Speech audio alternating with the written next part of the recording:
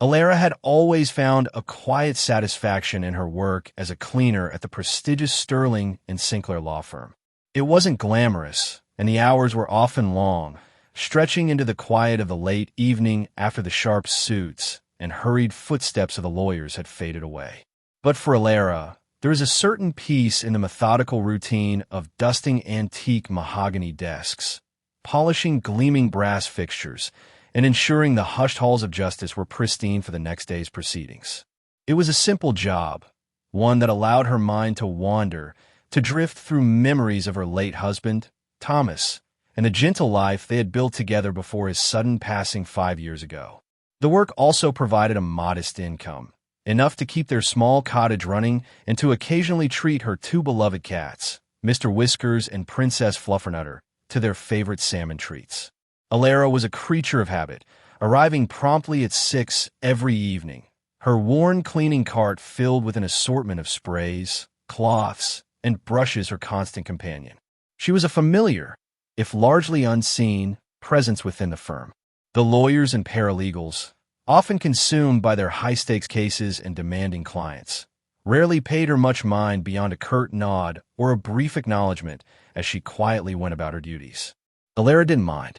She preferred the anonymity, the solitude that allowed her to focus on her work and her thoughts. However, tonight felt different. A palpable tension hung in the air, thicker than usual. Several offices still had their lights on, and the hushed murmur of voices could be heard through closed doors. Alara had learned over the years to be discreet, to never linger or eavesdrop, but there was an undeniable energy in the atmosphere, a sense of something significant having just occurred or about to happen. As she was meticulously cleaning the opulent office of Mr. Sterling, the firm's senior partner, the door suddenly swung open.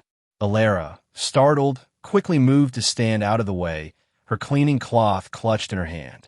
Ms. Davenport, a sharp-tongued and impeccably dressed associate known for her demanding nature, swept into the room, her face flushed with anger.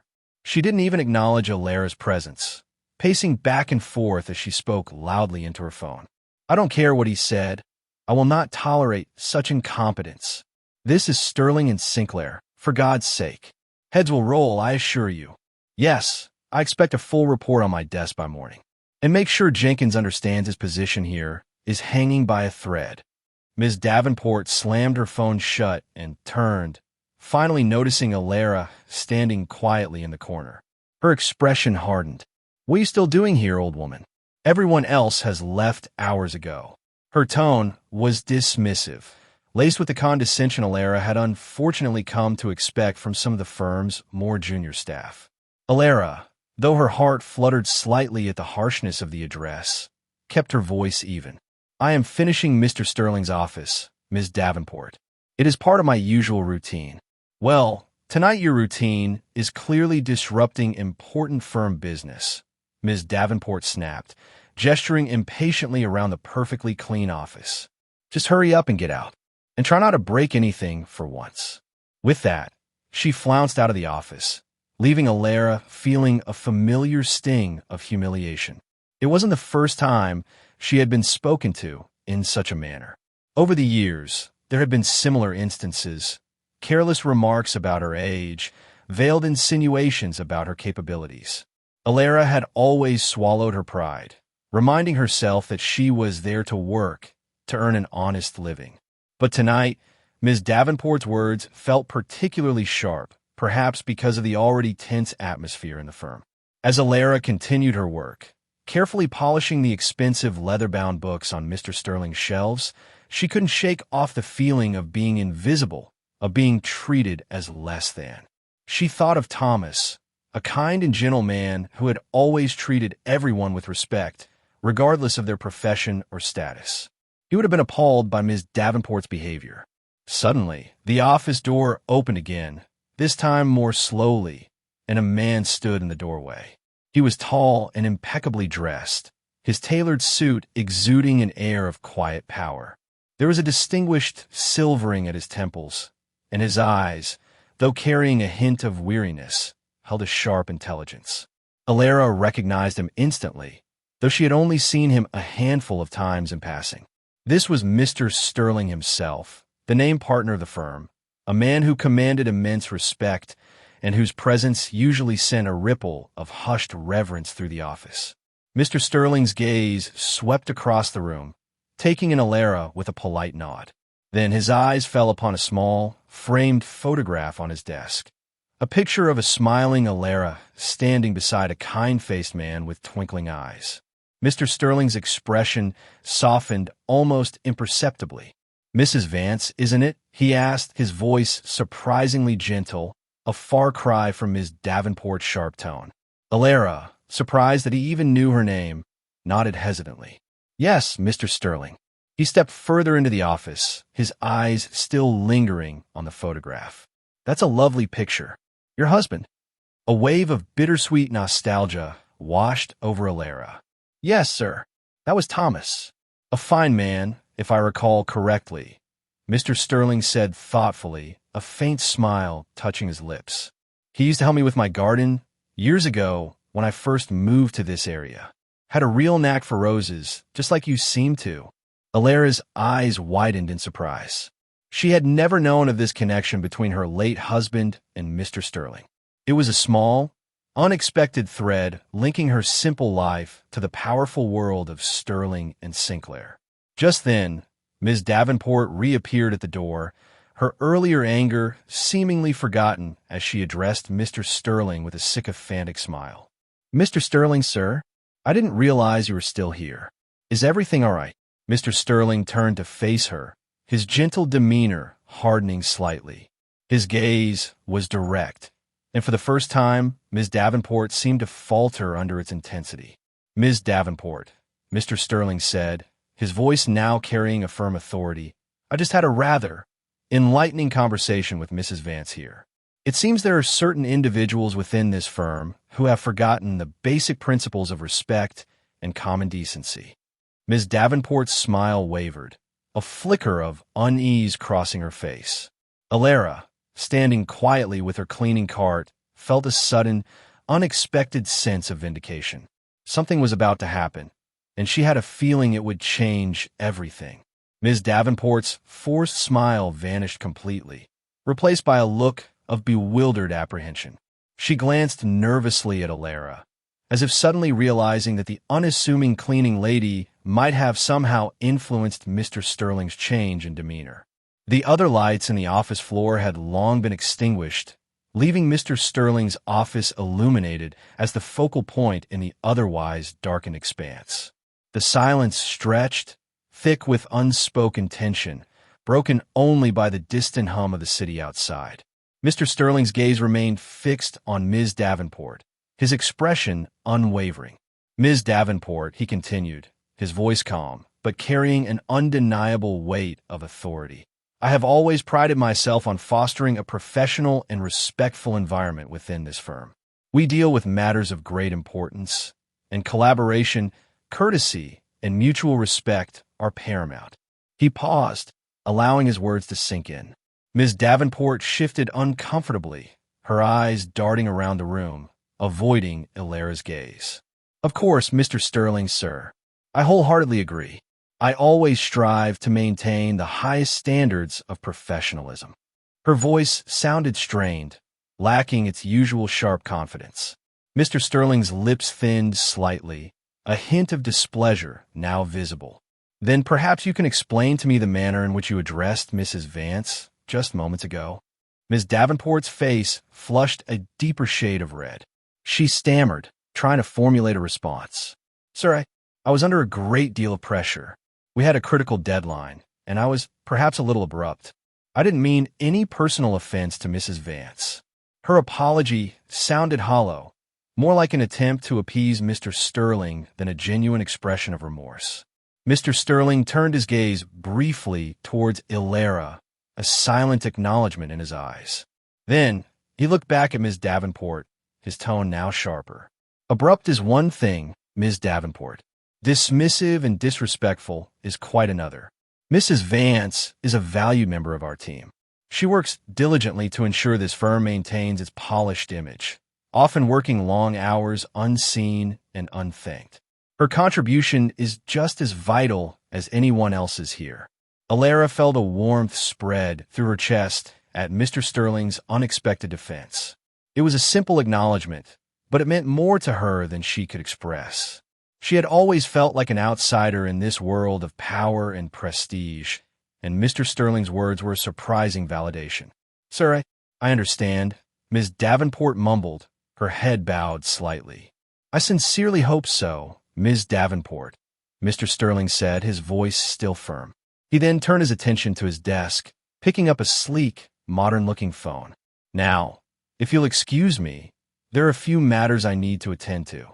Ms. Davenport, clearly dismissed, offered a quick, insincere-sounding apology to Alara and then hurried out of the office, her earlier bravado completely gone. Mr. Sterling watched her go, then turned back to Alara with a weary sigh. "I apologize for Ms. Davenport's behavior, Mrs. Vance. It is unacceptable." "Thank you, Mr. Sterling," Alara replied quietly, a genuine gratitude in her voice. He smiled faintly. "Thomas was a good man. He didn't deserve to be forgotten, and neither do you." He paused, then his expression turned serious again. "Unfortunately, Ms. Davenport's conduct is not an isolated incident. I've been increasingly concerned about the atmosphere within the firm lately. There seems to be a growing lack of respect and a sense of entitlement among some of the younger associates." He picked up his phone again and began to dial a number. "It seems a rather significant adjustment is in order." He looked directly at Alara as the call connected. "Yes, Mr. Henderson, I need you here immediately. And please bring me the personnel files for all associates hired within the last 3 years." Mr. Sterling's tone was decisive, leaving no room for argument. He listened briefly to the response on the other end of the line, then hung up. He turned back to Alara, a determined glint in his eyes. "Sometimes, Mrs. Vance, you have to make difficult decisions to restore the right balance. And sometimes those decisions involve a clean sweep." Alara watched him, a sense of anticipation building within her. She had witnessed Mr. Sterling's quiet authority, his genuine respect for her and for her late husband. She had also experienced firsthand the dismissive cruelty of Ms. Davenport and, she suspected, others in the firm. It seemed that tonight, the unseen and often overlooked simple woman had inadvertently become a catalyst for significant change. The hushed halls of Sterling and Sinclair were about to become a lot quieter, and the power dynamics within its prestigious walls were about to shift in a way no one, least of all Ms. Davenport, could have ever predicted. The night was far from over, and Alara, with her cleaning cart still beside her, had a feeling she was about to witness something truly extraordinary. The arrival of Mr. Henderson, a portly and usually unflappable man who served as the firm's head of human resources, was swift. He appeared at Mr. Sterling's office door within minutes, looking slightly flustered and clutching a thick stack of personnel files. He cast a curious glance at Alara, who stood quietly by her cleaning cart, before focusing his attention on Mr. Sterling. "You asked to see me, sir?" Mr. Henderson inquired, his voice betraying a hint of unease. "Yes, Henderson," Mr. Sterling said, his tone direct and businesslike. "I've had some rather concerning reports regarding the conduct and overall attitude of several of our more recent associate hires. My own observations this evening have unfortunately confirmed these concerns." He gestured vaguely in the direction Ms. Davenport had exited. Mr. Henderson's brow furrowed. "Sir, I assure you, we have a rigorous hiring process." "The hiring process may be adequate, Henderson," Mr. Sterling interrupted, his voice firm, "but the follow-through, the cultivation of a respectful and professional work environment, seems to be lacking. I want you to pull the files of every associate hired within the last 3 years. We're going to conduct a thorough review of their performance, their conduct, and their overall contribution to this firm." Mr. Henderson nodded quickly, his expression now serious. "Understood, sir. I'll get started on that first thing in the morning." Mr. Sterling shook his head. "No, Henderson, I need those files tonight. All of them. And I want you to remain here. We have work to do." He gestured towards the extra chairs in his spacious office. "Please have a seat." Mr. Henderson, clearly sensing the gravity of the situation, complied without question. He laid the stack of files on the large mahogany desk and waited for further instructions. Alara continued to work quietly, dusting surfaces and emptying wastebaskets, acutely aware of the unfolding drama. She couldn't help but feel a sense of quiet satisfaction. While she had never sought revenge for the occasional slights she had endured, the idea that Mr. Sterling was taking such decisive action to address the firm's toxic atmosphere was undeniably gratifying. For the next hour, Mr. Sterling and Mr. Henderson pored over the personnel files. Mr. Sterling would occasionally ask Mr. Henderson a pointed question about an associate's performance reviews or any documented complaints about their behavior. Mr. Henderson, looking increasingly nervous, would provide the requested information, his voice hushed. Alara tried to remain inconspicuous, but she couldn't help but overhear snippets of their conversation. Names she vaguely recognized were being discussed, often followed by a sharp intake of breath from Mr. Henderson or a firm nod from Mr. Sterling. The atmosphere in the office was thick with tension, a stark contrast to the usual hushed serenity. As they reviewed the files, Mr. Sterling occasionally glanced at Alara, a subtle acknowledgement passing between them. She understood, without him needing to say it, that her experience that evening had played a significant role in his decision to take action. It was a reminder that even the seemingly invisible can have an impact. Around midnight, Mr. Sterling finally leaned back in his chair, a look of grim satisfaction on his face. He had placed a small stack of files to one side of the desk. "Henderson," he said, his voice tired but resolute, "I want termination letters prepared for these individuals, effective immediately. Please ensure they receive them by tomorrow morning." Mr. Henderson's eyes widened as he looked at the stack of files. "Sir, are you sure about this? This is a significant number of associates." "I've never been more certain, Henderson," Mr. Sterling replied firmly. "This firm's reputation is built on integrity and respect. I will not allow the unprofessional conduct of a few to tarnish the hard work and dedication of the many." He picked up his phone again and dialed another number.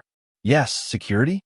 I need you to ensure that access to the building is revoked for the individuals whose names Mr. Henderson will provide you with. Starting immediately." The finality in his voice was unmistakable. Alara realized that Mr. Sterling wasn't just reprimanding a few individuals. He was conducting a major overhaul, a complete restructuring of the firm's junior ranks. Mr. Sterling hung up the phone and turned to Mr. Henderson. "Henderson, I want you to personally oversee the notification process tomorrow. Ensure that each individual is treated with professional courtesy, but be firm. Their services are no longer required at Sterling and Sinclair." Mr. Henderson nodded, his initial shock giving way to a look of understanding. "Understood, sir. I will handle everything." Mr. Sterling then turned to Alara, a tired but kind smile on his face. "Mrs. Vance, I apologize for keeping you so late. Please take your time finishing up. And thank you. Your presence here tonight, in your husband's memory, serve as a valuable reminder of the values this firm should uphold." Alara felt a lump in her throat. She had come to work expecting another quiet evening of cleaning, and instead, she had inadvertently played a part in a dramatic shakeup of one of the city's most prestigious law firms. As Mr. Henderson began gathering the personnel files and Mr. Sterling prepared to leave for the night, Alara continued her work, her movements now lighter, her heart filled with a sense of quiet joy. She was just a simple woman, a cleaner in a world of powerful lawyers. But tonight, she had witnessed a billionaire stand up for what was right. And in doing so, he had not only addressed an injustice, but had also shown her an unexpected kindness and respect. As she switched off the lights in Mr. Sterling's now empty office, Alara knew that this was a night she would never forget. The humiliation she had briefly felt had been overshadowed by a heartwarming display of integrity and the quiet power of a billionaire standing up for a simple woman. The following morning at Sterling and Sinclair was unlike any other Alara had experienced in her 5 years of working there. An unusual quiet permeated the hallways, a stark contrast to the usual hurried footsteps and ringing phones. The absence of several of the younger associates was palpable, their previously bustling offices now dark and still. A hushed murmur seemed to follow Mr. Henderson as he moved through the firm, his expression serious as he carried out Mr. Sterling's instructions. Alara arrived for her evening shift with a sense of nervous anticipation. She wondered what the atmosphere would be like, whether the remaining staff would be aware of the dramatic events of the previous night. As she began her routine, she noticed a subtle shift in the way some of the other employees interacted with her. There were more polite nods, more genuine smiles, and even a few tentative greetings from individuals who had previously barely acknowledged her existence. As she was cleaning the main reception area, Mr. Sterling himself walked by. He paused when he saw her, a warm smile gracing his lips. "Good evening, Mrs. Vance," he said, his tone genuinely friendly. "I hope you had a restful day." "Good evening, Mr. Sterling," Alara replied, surprised by his direct address. "Yes, thank you." He hesitated for a moment, then added, "I wanted to personally thank you again for your inadvertent assistance last night. I believe it was a necessary step to ensure the future integrity of this firm." He gave her a discreet nod, then continued on his way. Alara felt a flush of warmth. His words, spoken with such sincerity, reaffirmed the significance of the previous night's events. It was clear that Mr. Sterling's actions had been decisive and far-reaching. Later in the evening, as Alara was cleaning the small break room, a young paralegal named Sarah approached her. Sarah had always been polite, but somewhat reserved. Tonight, however, she seemed more open. "Mrs. Vance," Sarah began hesitantly, "I just wanted to say thank you for what happened last night." Alara looked at her, surprised. "Thank you? For what, dear?" Sarah sighed softly. "Things haven't been easy here for a while. There was a lot of negativity. Some of the associates, they weren't very kind to the support staff. It made the work environment quite unpleasant at times." She paused, then continued. "When we came in this morning and saw who had been let go, well, it was a bit of a shock, but honestly, it felt like a weight had been lifted." Mr. Sterling's actions sent a clear message. Things needed to change. Sarah's words confirmed Alara's own observations about the firm's atmosphere. She hadn't realized the extent to which the negativity had affected others. "I'm glad to hear that, dear," Alara said gently. "Everyone deserves to be treated with respect." Sarah smiled gratefully. "You're right. And Mr. Sterling, we all have a newfound respect for him. He showed us that he values everyone who works here, no matter their position." Their brief conversation left Alara feeling a sense of quiet satisfaction. It wasn't just about her own experience with Ms. Davenport. It was about creating a better working environment for everyone at Sterling and Sinclair. Over the following weeks, the firm underwent a noticeable transformation. The remaining associates seemed more mindful of their interactions with the support staff, and a more collaborative and respectful atmosphere began to take root. Mr. Sterling's decisive actions had sent a clear message, and the change was palpable. Alara continued her work, her routine unchanged, but her perception of her role within the firm had subtly shifted. She no longer felt quite so invisible. There were more friendly greetings, more genuine acknowledgments of her presence. She was still a simple cleaner, but now there was a sense of quiet respect in the air, a recognition that everyone, regardless of their position, contributed to the overall functioning of Sterling and Sinclair. One evening, as she was leaving for the night, Mr. Sterling was also heading out. He stopped when he saw her and offered her a ride home, an offer Alara gratefully accepted. As they drove in comfortable silence, Mr. Sterling spoke, his voice thoughtful. "You know, Mrs. Vance," he said, "Thomas was right about those roses he planted for me. They still bloom beautifully every year." A reminder of his kindness. Alara smiled, a warmth spreading through her heart. "He always had a way with them, sir." Mr. Sterling nodded.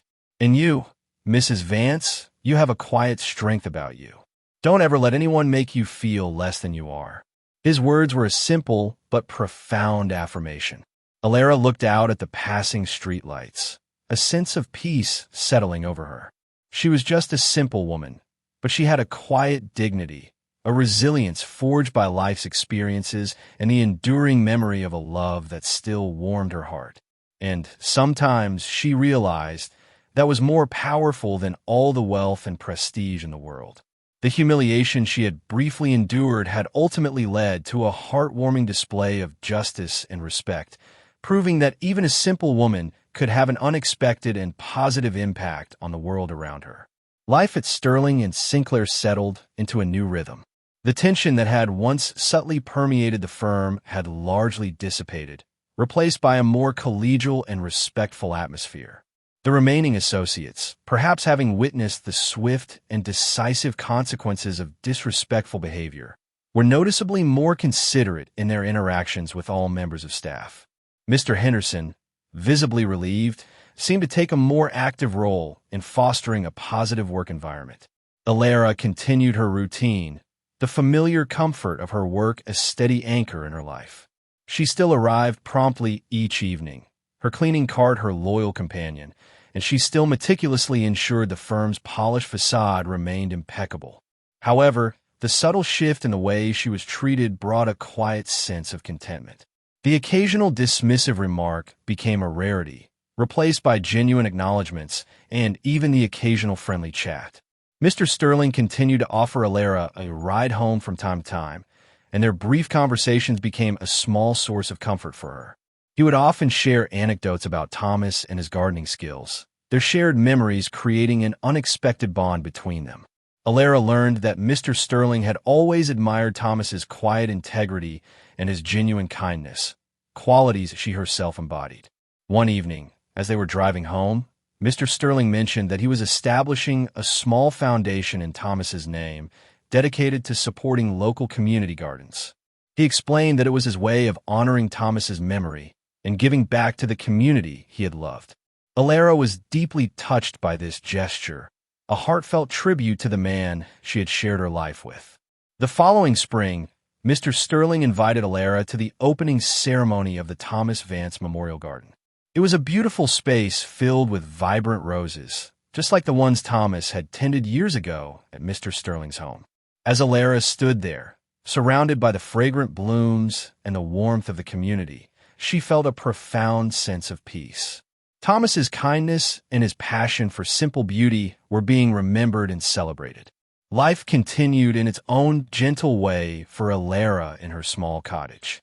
Mr. Whiskers and Princess Fluffernutter remained her loyal companions, always ready with a purr and a demanding meow for their salmon treats. She still tended her own small garden, the roses blooming each year with a vibrant hue, a reminder of Thomas and the unexpected connections life could weave. The humiliation she had briefly faced at work had become a distant memory, overshadowed by the heartwarming actions that had followed. A billionaire, a man of immense power and influence, had seen past her simple profession and recognized her inherent worth. He had not only addressed an act of disrespect, but had also honored the memory of her beloved husband in a meaningful and lasting way. Alara often reflected on that pivotal evening at Sterling and Sinclair. She had been just a simple woman, going about her routine, unseen and unheard by many. Yet, her quiet presence had inadvertently triggered a series of events that had led to positive change and unexpected kindness. It was a reminder that everyone, regardless of their status or profession, has the potential to make a difference, even in the smallest of ways. The story of the simple woman humiliated at work had not ended in bitterness or resentment, but rather in a heartwarming testament to the power of integrity, respect, and the unexpected kindness of others. Alara's life, though marked by loss, was also filled with quiet strength, enduring love, and the comforting knowledge that even in the most unexpected places, goodness and compassion could prevail. And sometimes, the most profound changes could be sparked by the simple dignity of a woman going about her ordinary work. End of story.